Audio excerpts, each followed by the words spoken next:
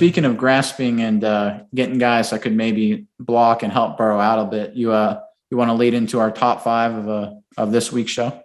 Absolutely. One of my favorite positions all time. This week, we have top 5 tight ends. My personal favorite positions in all of football. Tight ends, fullbacks. I like a good pass-catching fullback. I like a good hybrid blocking, pass-catching tight end. I will get us started off here, okay?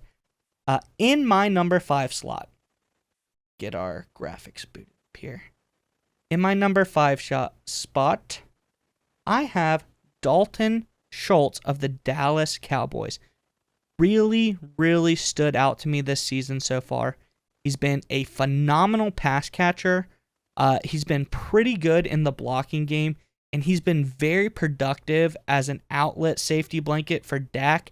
I really think he's kind of coming in and filling the shoes of Jason Witten, and I will go into it. There's someone on this list who I have to use the body of work, but being such a young player, he has really come out and impressed me so much so far this season. In my number 4 spot, I have Darren Waller of the Las Vegas Raiders. A little hurts my heart a little. He was a Baltimore guy, had some addiction issues. We tried to help him in and out of rehab. He couldn't find a way to get clean. He moves over to Oakland at the time, now Las Vegas.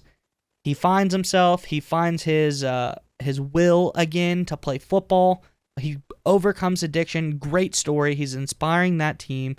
And now he's become one of the premier pass-catching tight ends in the NFL, bar none. I mean, he's Derek Carr's, I would say, number 1 target. He's one of the best players on the field when Oakland goes out. And I think he's been a very, very good tight end. He's been a very, very good pass catcher. And he's been a decent run and pass blocking tight end. In my number 3 slot, I have George Kittle of the San Francisco 49ers. He has had a pretty down year, but so has San Francisco. So, in his body of work that I know him to have, he is an elite tight end. He has some very good blocking skills, very good pass catching skills. You can't really look at his stats for this season. I think he only has 200-something receiving yards. But San Francisco as a whole has had a very down year. But historically, George Kittle is one of the best tight ends. I think he's always in the talks of top 3 tight end in the NFL ever since he's gotten to the league. All these Iowa guys seem to be doing pretty well. This leads me to my number 2 spot. Some may say I'm biased. I personally do not think that I am. Mark Andrews. He is the best blocking tight end on this list. His ratings are off the chart through the run game, through the pass game. Mark Andrews is one of the best blocking tight ends. Couple that with him and my number 1 are tied back and forth, neck and neck, just a few yards off. I think Travis Kelce has passed him a little bit. Are tied for receiving yards of tight ends this year. They both have been phenomenal pass catchers, but I'd give the edge overall to Kelsey for his whole body of work. But Mark Andrews, he has really developed into be a great blocker, a great pass catcher, and he's number 1 target on Baltimore's team as they've been hurt with Rashad Bateman out. And he's really proven himself this season. I'm very happy to have him on my team. My number 1 pick, Travis Kelce. Best tight end in the NFL over the last few years. It's almost undeniable. He's a weapon. He mismatch every year we have seen to play Kansas City. He's always taken one very deep in the seam. He's an aggressive blocker. He's a very elusive, fast pass catcher. He can even take them on like short runs and get a lot of yardage. He's just the best tight end in the NFL for the last, I'd even say 4 or 5 years now. I believe he's been for a while, but the last 3-4 years for sure. Ever since Mahomes has come in, Travis Kelce has been the best tight end in the NFL. And one honorable mention pick that I like to point out, is Dawson Knox of the Buffalo Bills. He's also a rookie this season, former teammate of Josh Allen.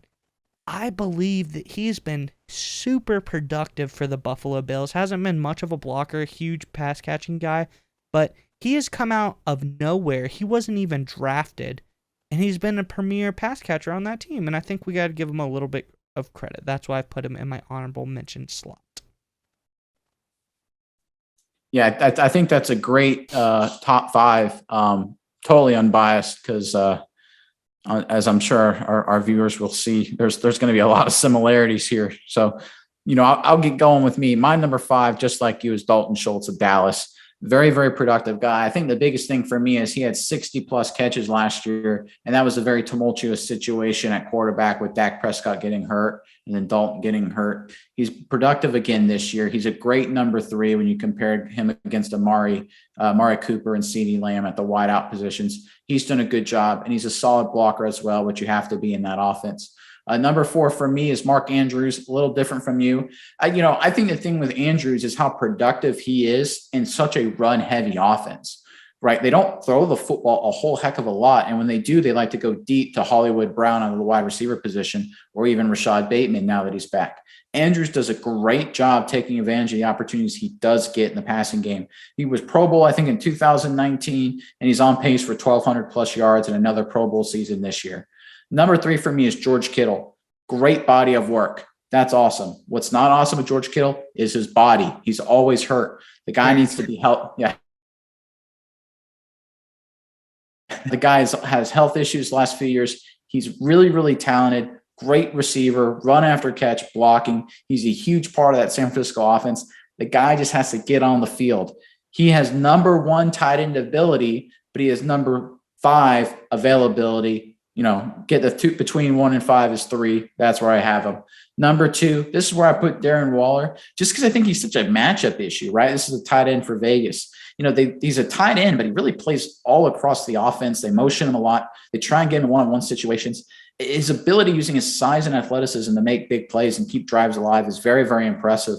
I almost don't think, as good as he's been, I think he's almost under-respected a little bit in Las Vegas. I think if he had played for a team like Kansas City or Dallas or New England or a bigger market team, he'd have a lot more visibility, a lot more respect. I think he's a heck of a mismatch nightmare for opposing defenses. And number 1, I'm just like you. It's clearly Travis Kelce. The guy is a first ballot Hall of Famer at this point, 3-time Pro Bowler, 3-time All-Pro, 2-time Pro Bowler, multiple 1,000-yard receiving seasons, 2 10-plus touchdown catch seasons. He is the stir that stirs the drink with offensive execution with that Kansas City offense. Obviously, Tyreek Hill takes the top off the defense, but it's the ability for Kelsey to work the middle, work those zones, and beat man that gives him such an advantage on the offensive side of the football. And my underrated guy, my underappreciated guys is Hunter Henry, formerly of the Los Angeles Chargers, now with the New England Patriots. He had 55 catches in 2019, 60 in 2020. He's on pace for 60 more again this year. I think the biggest tell for me with Hunter Henry is the fact that Bill Belichick paid him so much money to come from New England after leaving LA. Bill Belichick doesn't pay anybody. Bill Belichick didn't pay Tom Brady, and now he's willing to dole out some more money for Hunter Henry. To me, that's a sign that it really likes what Hunter Henry can bring to that offense, especially helping out Mac Jones as Mac Jones continues to grow and develop. So I think Hunter Henry fits in really well in that underrated, on the rise kind of tight ends in the NFL right now.